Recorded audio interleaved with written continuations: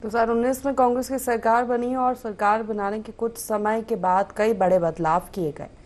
उन्हीं बदलाव में से एक था जमीन रजिस्ट्री गाइडलाइन में 30% छूट की थी, लेकिन प्रदेश में बीजेपी ने फिर से जमीन रजिस्ट्री गाइडलाइन में बदलाव किए हैं। मिलने वाली 30% छूट को खत्म कर दिया गया है। इससे होने वाले बदलावों को लेकर हमारे संवाददाता राहुल अग्निहोत्री ने वित्त मंत्री ओपी चौधरी से खास बातचीत की। में जमीन खरीदी को लेकर के नियमों में बड़े बदलाव किए गए हैं।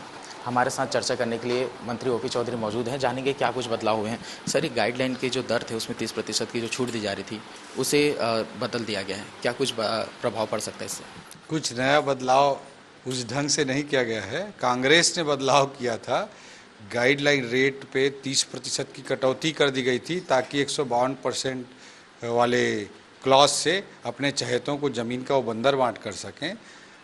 31 मार्च को जो उनका नोटिफिकेशन था 30% छूट का, और डेट समाप्त हो रहा है। हमारी सरकार इस दिशा में क्लियर है कि जो पहले गाइडलाइन रेट थे वो उसमें कोई नई छूट हम नहीं देने जा रहे हैं। इससे किसान भाइयों को जिनका ज़मीन अधिग्रहण हो रहा था उनको विशेष रूप से ज़्यादा लाभ मिलेगा।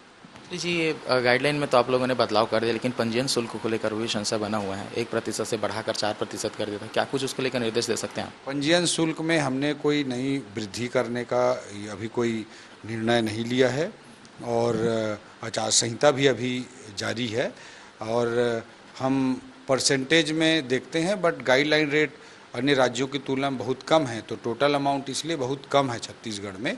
तो आज भी मैं मानता हूँ कि छत्तीसगढ़ में पंजीयन का जो टोटल अमाउंट लगता है वो काफ़ी कम है परसेंटेज में जितना भी दिखाई दे, क्योंकि गाइडलाइन रेट ही बहुत कम है। छत्तीसगढ़ में राजस्व को लेकर के काफ़ी ज़्यादा इसे फ़ायदा मिल सकता है, ऐसी खबरें हैं। क्या कुछ बदलाव हो सकता है इससे? निश्चित रूप से इससे करीब 800 से 1000 करोड़ रुपए का प्लस सरकारी खजाने में हो सकता है। कांग्रेस के लोग 152% वाले क्लॉज में ज़मीनों का बंदर बांट करने के लिए इस तरह का क्लॉज लेकर आए थे, और इससे किसान भाइयों का जिनका ज़मीन अधिग्रहण हो रहा था उनको नुकसान हो रहा था।